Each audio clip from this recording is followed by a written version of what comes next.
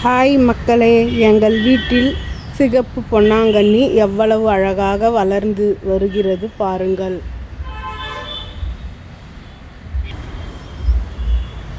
அடுக்கு மல்லி செடி, ஒத்தை அடுக்கு மதுரை மல்லி. இன்னொரு அதிசயத்தை பாருங்கள் நீங்களே. யாரும் சொன்னால் நம்ப மாட்டேன் என்கிறார்கள். ஒரு செடியில் 2 வகையான பயிர் வளர்ந்து இருக்கிறது. ஒன்று கான் வந்திருக்கிறது. அதே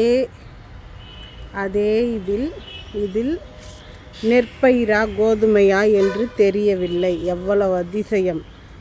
ஒரே இதில் 2 வகை வந்து இருக்கிறது. இது எப்படி? எனக்கு புரியவில்லை. யாராவது விவசாயி பார்த்தால் இது சாத்தியமா என்று கொஞ்சம் சொல்லுங்கள் ப்ளீஸ் ப்ளீஸ் ப்ளீஸ். கான்